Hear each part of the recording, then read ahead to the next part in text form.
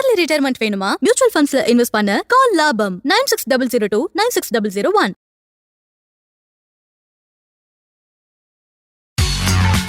Welcome to opening bell show. வணக்கம் sir. வணக்கம். நேற்று செவ்வாய்க்கிழமை நிப்டி 86 புள்ளிகள் இறக்கத்திலும் சென்செக்ஸ் 251 புள்ளிகள் இறக்கத்திலும் முடிஞ்சிருந்துச்சு. இன்னைக்கு சந்தை எப்படிங்க சார் இருக்கும்? ஏசியன் மார்க்கெட் எப்படிங்க சார் ஓபன் ஆயிருக்கு? ஓகே, ஏசியன் மார்க்கெட்ல இருந்து ஸ்டார்ட் பண்ணுவோம். டெய்லி நம்ம சந்தையில இருந்து முதல்ல ஆரம்பிக்கும். இந்த ஏசியன் மார்க்கெட்ல இருந்து பார்ப்போம். ஜப்பான் மார்க்கெட்ஸ் வந்து விடுமுறைக்காக அது மூடி உள்ளது. ஸோ அங்க வந்து நடக்கவில்லை. So we have no leading direction from Japan.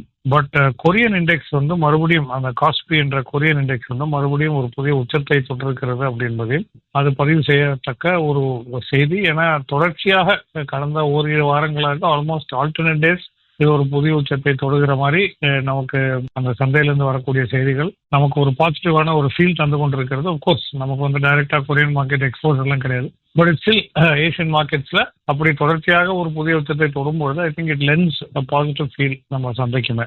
அதே சமயத்துல Chinese markets have open back after அவங்களுடைய அந்த விடுமுறை முடிந்து அவங்க சந்தை செயல்பட ஆரம்பிச்சிருக்கிறது. ஸோ அங்கேயும் ஒரு சிறிய ஏற்றம். அதே சமயத்துல ஹாங்காங்ல இருக்கக்கூடிய ஹேங் செங் வந்து 122 புள்ளிகள் ஏற்றத்தோட காலை வர்த்தகம் நடந்து வருகிறதையும் பார்க்கிறோம். அதே சமயத்துல காஸ்பின் ஆல்ரெடி சொன்ன மாதிரியே ஒரு 402 புள்ளிகள் ஏற்றத்தோட தான் தற்போதைய நிலைமைக்கு வர்த்தகம் நடந்து வருகிறது. So extremely strong sentiment coming in from both. அதுக்கு என்ன காரணம்னு நான் சொல்லிடுறேன். அதே சமயத்துல டவ் ஜோன்ஸ் வந்து நேற்றைய தினம் சந்தையின் முடிவில் 356 புள்ளிகள் ஏற்றத்தோட சந்தையின் முடிவில் இருந்தது. ஸோ இதுக்கு முக்கியமான காரணம் இரண்டாக பிரித்து கொள்ளலாம். ஒன்று வந்து அங்க நடக்கக்கூடிய அந்த Q4 earnings guidance and season அது வந்து நடந்துட்டு இருக்கிறது. ஸோ அங்கேயுமே ரிசல்ட் வந்து தெரிவிக்கப்படுத்துறாங்க.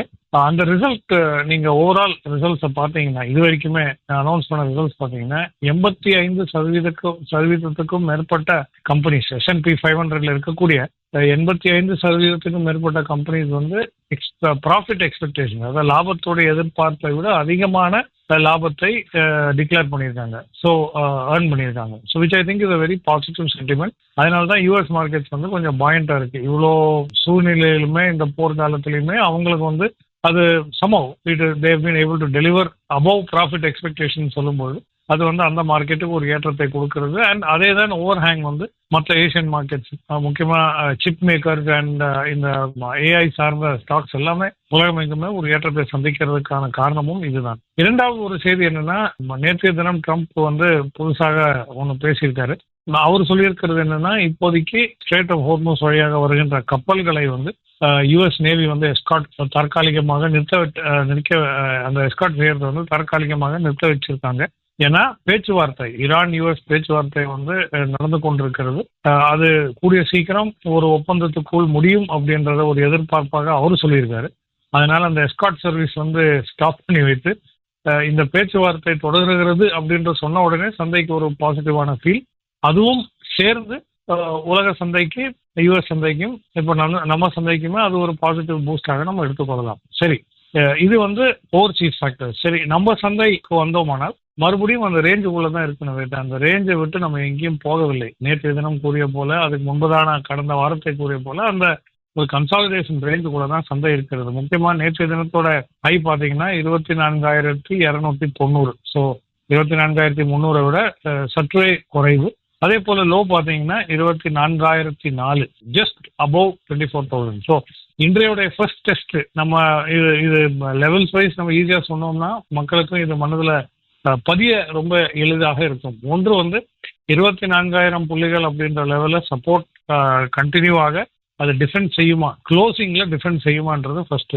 இரண்டாவது வந்து இந்த ரேஞ்சை தாண்டி இந்த நிஃப்டியோடைய போக்கு எப்படி இருக்கும், இல்லை நிஃப்டி இந்த ரேஞ்சை தாண்டி செல்லுமா என்பது ரொம்ப முக்கியம். ரேஞ்ச் அப்படின்ற என்ன, 24,300 to 330 அப் சைடில், டவுன் சைடில் வந்து 23,950 அப்படின்ற ஃபர்ஸ்ட் லெவல் சப்போர்ட், தொடர்ச்சியாக 23,880. இதுதான் அந்த ரேஞ்ச், ஓவரால் ரேஞ்சு.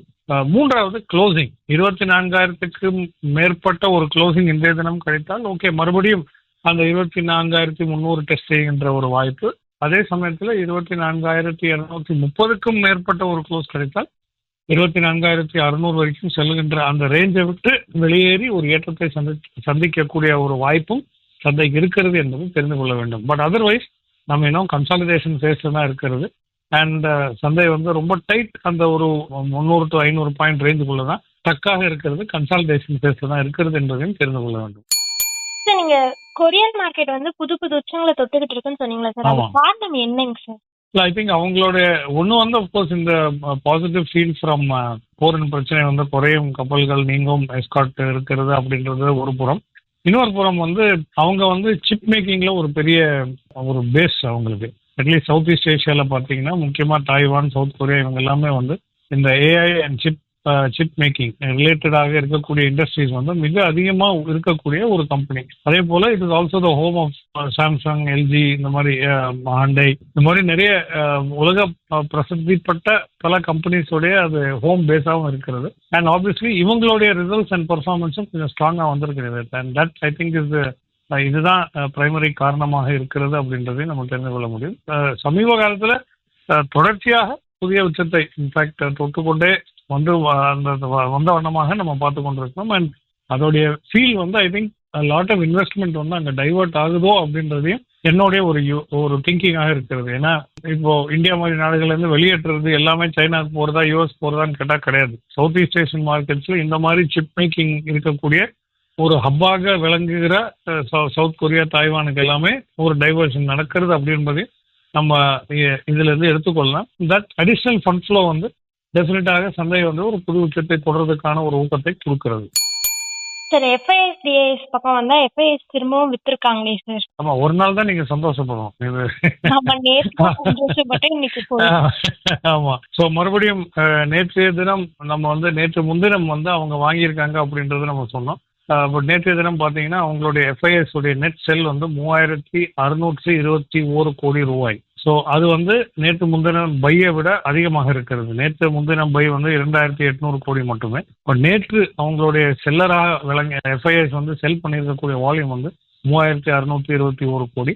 அதே சமயத்தில் டிஐஎஸ் வந்து தொடர்ச்சியாக பையராக அவங்களுடைய பொறுப்புகளை அவங்க செய்து வருகிறார்கள். அவங்க வந்து 2,600 கோடிக்கான நெட் பையராக இருக்கிறாங்க. ஸோ அகெயின் நம்ம ஏப்ரல் கடைசி அந்த 15 நாட்கள் இல்லை ஏப்ரல் முழுவதுமாக நம்ம பார்த்த ஒரு ட்ரெண்டு. அப்பப்போ டிஐஎஸ் உடைய பை வால்யூம் வந்து எஃப்ஐஎஸ் ஓட cell volume, net cell volume ஒரு டே விட குறைவாக இருக்கிறதுன்றது நம்ம நோட்டீஸ் பண்ணி பேசியிருந்தோம். அது தொடர்ச்சியாக அந்த பேட்டர்ன் மறுபடியும் மே மாதத்துல நேற்றைய தினத்திலிருந்து துவங்க ஆரம்பித்து விட்டது. நேற்றைய தினம் டிஐஎஸ் வந்து பையரா இருந்தாலுமே, நெட் பையா இருந்தாலுமே அவங்களோட பையிங் வால்யூம் வந்து எஃப்ஐஎஸ் ஓட செல்லிங் வால்யூமை விட நல்லாவே குறைவாகவே இருக்கிறது என்பதையும் தெரிந்து கொள்ள வேண்டும். சார் கப்பல் எஸ்கார்ட்டை வந்து ஸ்ட்ரைட் ஆஃப் ஹார்மோஸ்ல நிறுத்திட்டாங்க அப்படின்னு ட்ரம்ப் சொன்னீங்க சார். இதனால கச்சா எண்ணெய் விலையில ஏதாவது மாற்றங்கள் இருக்குங்களா? எஸ்கார்ட் சர்வீஸ் நிறுத்தினால கச்சா எண்ணெய் மாற்றம் ஆக்சுவலா ஏறி இருக்கணும் இல்லையா? அதுதானே நடந்திருக்கணும். ஏன்னா எஸ்கார்ட் இல்லைன்னா கப்பல்கள் வெளியேற முடியாது அங்கிருந்து.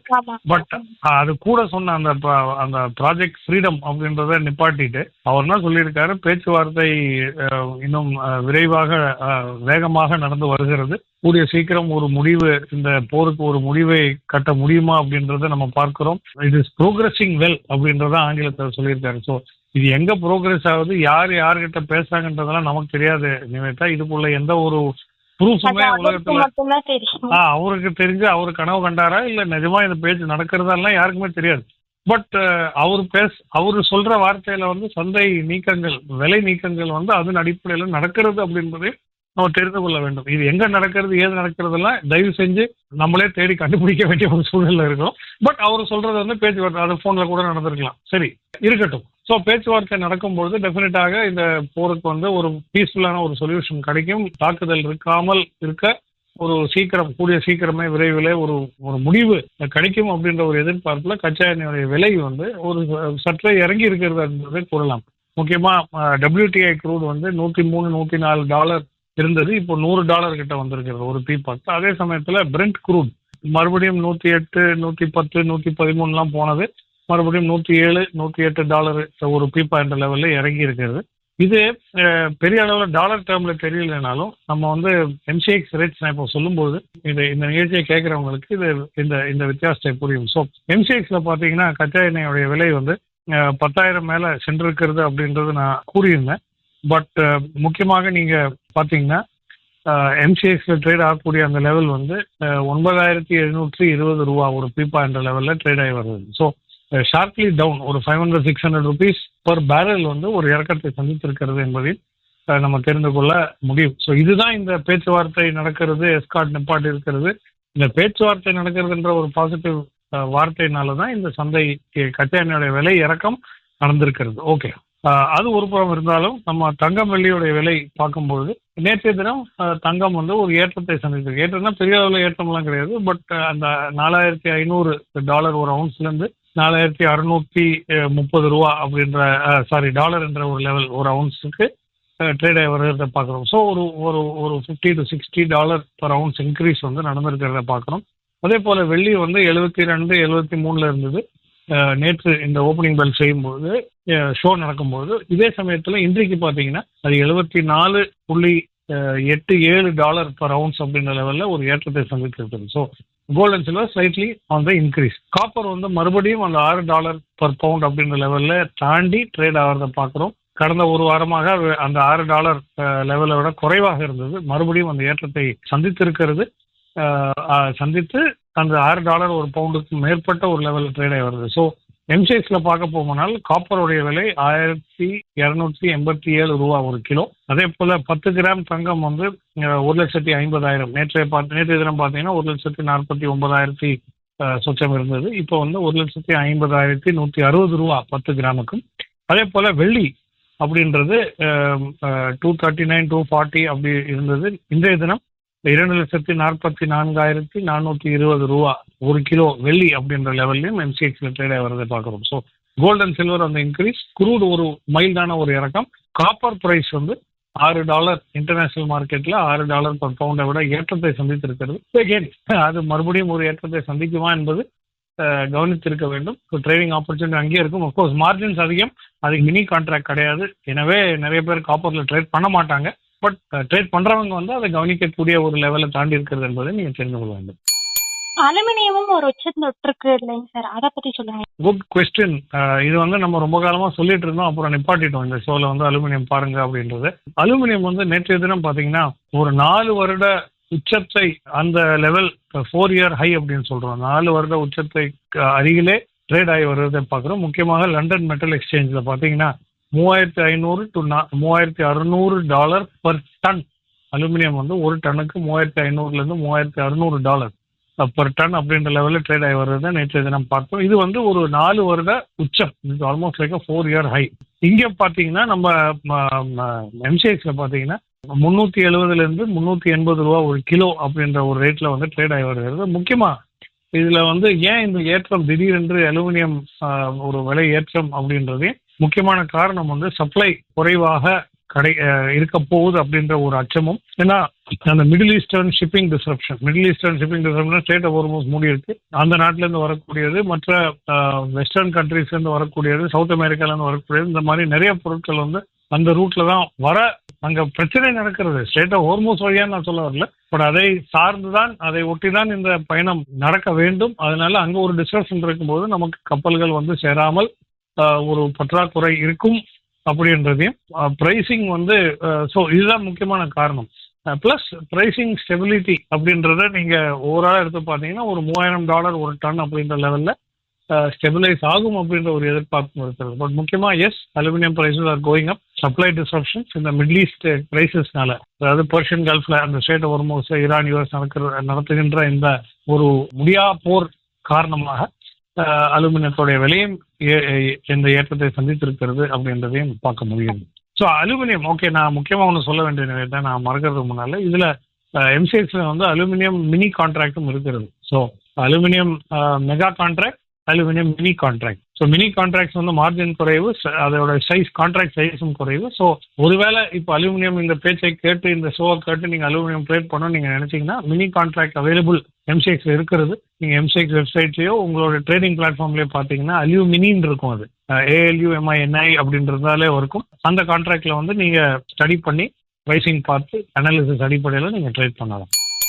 இன்னைக்கு என்னென்ன நிறுவனங்களோட Q4 ரிசல்ட் வர இருக்காங்க சார்? இன்னைக்கு வந்து ஆல்மோஸ்ட் 62 கம்பெனிஸோட ஏர்னிங்ஸ் வர இருக்கு. 62 கம்பெனிஸோட ஏர்னிங்ஸ். முக்கியமா நீங்க நான் மற்றதை விட முக்கியமா சொல்லுகிற ஒரு ரிசல்ட் வந்து 197 கம்யூனிகேஷன். 197 கம்யூனிகேஷன்ன்றது பேடிஎம். ஸோ பேடிஎம் வந்து பேடிஎம் பேமெண்ட்ஸ் பேங்கோடைய லைசன்ஸ் வந்து ஆர்பிஐ சமீபத்தில் கேன்சல் செய்யப்பட்டிருக்கு. கோர்ட் மூலமாக அது கேன்சல் செய்யப்பட அந்த நடவடிக்கைகளை வந்து ஆர்பிஐ எடுத்துக்கொண்டு இருக்கிறார்கள் அப்படின்றதே நம்ம இந்த ஷோல பேசியிருந்தோம். ஸோ அதன் தாக்கம், அதன் பாதிப்பு வந்து இந்த ரிசல்ட்டுக்கு எப்படி இருக்கும்ன்றது தயவு செஞ்சு கவனிங்க. பேடிஎம் ஷேர்ஸ் 197 கம்யூனிகேஷனோட ஷேர்ஸ் நீங்க வைத்திருந்தால் இன்னைக்கு அதோடைய Q4 ரிசல்ட் வர இருக்கிறது. அது எப்படி வரும்ன்றதை கவனித்து அந்த பங்குகளை வந்து நீங்க என்ன செய்ய வேண்டும்ன்றது ஒரு நல்ல முடிவை நீங்க எடுக்க வேண்டும் என்பதை நான் ஃபர்ஸ்ட் ஹைலைட் பண்ணி சொல்லிடுறேன். அதை தவிர்த்து முக்கியமாக கவனிக்க வேண்டிய கம்பெனிஸோட ரிசல்ட்ஸ் வந்து Bajaj Auto, CG Power, Polycab, Godrej Consumer Product, அதே போல மீஷோ,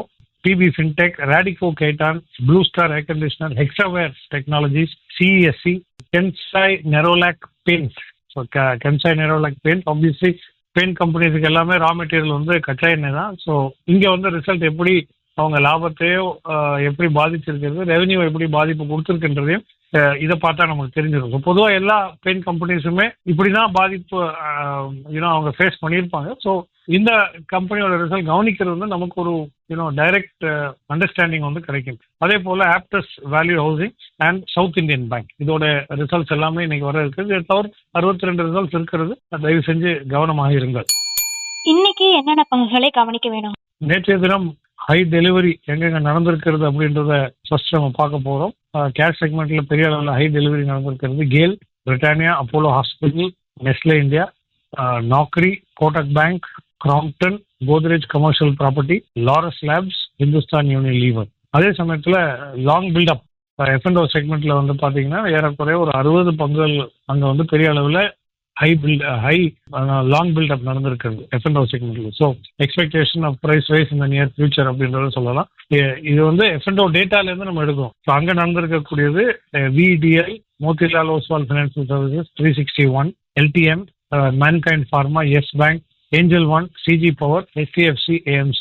ஸோ நிறைய ஒரு சில புரோக்கிங் கம்பெனிஸ் எல்லாம் இதில் வந்திருக்கிறது. 361 வெல்த் மேனேஜ்மெண்ட் அதே தான், மோதிலால் ஓஸ்வால் ஃபினான்சியல் சர்வீசஸ், அதே சமயத்தில் ஏஞ்சல் ஒன். ஸோ இது எல்லாமே அந்த புரோக்கிங் சார்ந்த companies. So maybe some expectation of increased activity அங்கே வந்து இருக்கலாம் அப்படின்றதையும் நீங்கள் புரிந்து கொள்ள முடியுது. அதே சமயத்தில் ஷார்ட் பில்டப் பார்த்தீங்கன்னா ஆல்மோஸ்ட் 75 கம்பெனி, 75 கம்பெனிஸில் பெரிய அளவில் ஷார்ட் பில்டப் நடந்திருக்கிறது. அதில் ஒரு சில கம்பெனிஸ் வந்து ஹண்டே, Voltas, SRF, Laurus labs, APL Apollo, Tata power, PNB.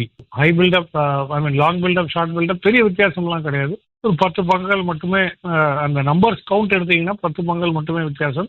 வெயிட்டேஜின் அடிப்படையில் தான் இது வந்து மூவ் ஆகும். பட் சந்தை வந்து ஓவரால் கன்சாலிடேஷன் ஃபேஸ். ரேஞ்ச் நம்ம முதலே பேசிட்டோம். இன்டர்நேஷனல் மார்க்கெட் கொஞ்சம் பாசிட்டிவ் ஃபீல் தர வாய்ப்புகள் இருக்கிறது. ஸோ எக்ஸ்பெக்ட் கன்சாலிடேஷன் இந்த ரேஞ்ச் அண்ட் இந்த க்ளோஸ் வந்து எங்க இருக்குன்னு பாருங்க. அதை பார்த்த பிறகு உங்களுக்கு எந்த திசையில இந்த சந்தை செல்ல வாய்ப்புகள் இருக்கிறது என்பதையும் ப்ராபபிலிட்டி உங்களுக்கு புரிந்துவிடும். நிறைய விஷயங்களை பத்தி ஷேர் பண்ணிருக்கீங்க சார். நாளைக்கு சந்திப்போம் சார். தேங்க்யூ. தேங்க்யூ. சீக்கிரமா ரிட்டையர் ஆகி லைஃப் என்ஜாய் பண்ணணுமா? நிபுணர்களின் துணையோடு மியூச்சுவல் ஃபண்ட்ஸ்ல இன்வெஸ்ட் பண்ண கால் லாபம் 9600296001.